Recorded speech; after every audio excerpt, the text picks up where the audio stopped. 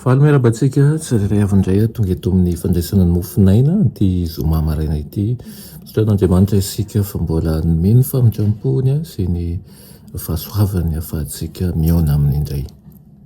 Loinderantsika ny mofinaina ny ara dia hivavantsika. Tomba Andriamanitra eo misaotra anao izahay ary mankasitraka ny amin'ny fiasanao ny fiainanay. Ampio izay tompo mahitsoro mahatoky hatrany ary eto izay eo naminao indray mitenena araka ny haben'indra fonao. Anaran'i Jesosy, amen. Teny mofinaina antsika androany dia manao hoe mihevitra anao Andriamanitra. Raina Matio 5:20 manao hoe tsy injovo ny voromanidina fa tsy mba mamafy na mijinja na mitaona ho an'ny tsopitra ireny ary ny rainareo izay any an-danitra mamelona azy. Moa tsy mihoatra lavitra noho ireny va ianareo? Amen.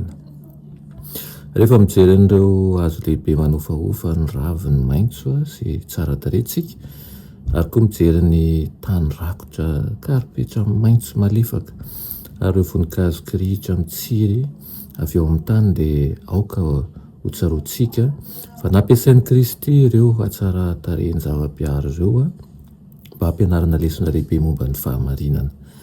Rehefa mahita ny salohim-bary izay miofahofa eny an-tanimbary eny tsika ary koa manjery vorona mihira ampifaliana eo amin'ny ravin-kazo fonenany sy mahita sambo kely eny amin'ny ambonin'ny farihy sy tokony ahatsiaro tokoa ny tenin'i Kristy teo ambonin'ny farihy.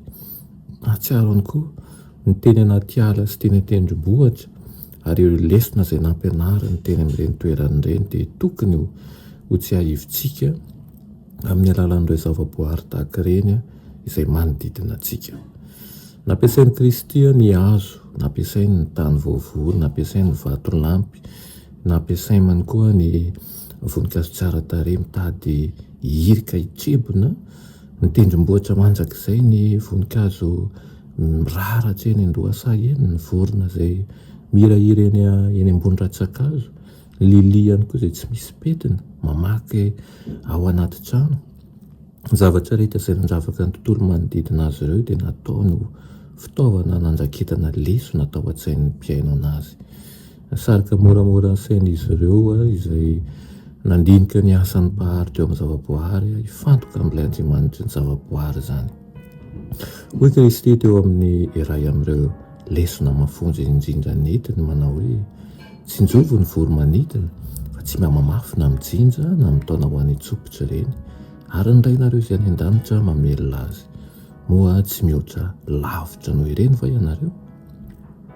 Ilay mpampianatra lehibe dia misarika ny saintsika hatakatra ny fiheveran'ny ray sy ny fitiavan'ireo zanany ary raha mikarakara sy mitsimbina an'ireo vorona izay madinika Andriamanitra, moa ve tsy lehibe lavitra noho izany ny fitiavany sy ny fiahiany izay asehony amin'ireo zava-boahary izay nohariany araka ny endriny dia isika izany. Noho izany dia rahalahy sy anam-pahavisany dia ampitomboany finoana fa fantatr'Andriamanitra ny mahakasika anao rehetra, fantany ihany koa izay mahasoa anao ary mibanjina an'izany tokoa izy. Amen. Vavaka isika, saotra anao izay ray hoany amin'izany fitiavanao izany. Ampio izay tompo hitoky ny amin'ny teninao satria fantatray fa mitsimbo sy mitsimbina an'izao rehetra izao ianao.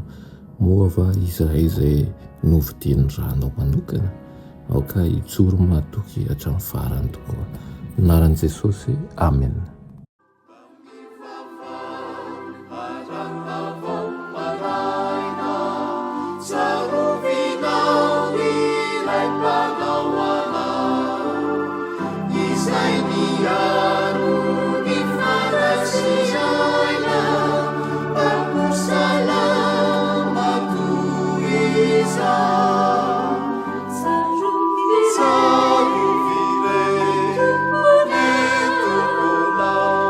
Piaro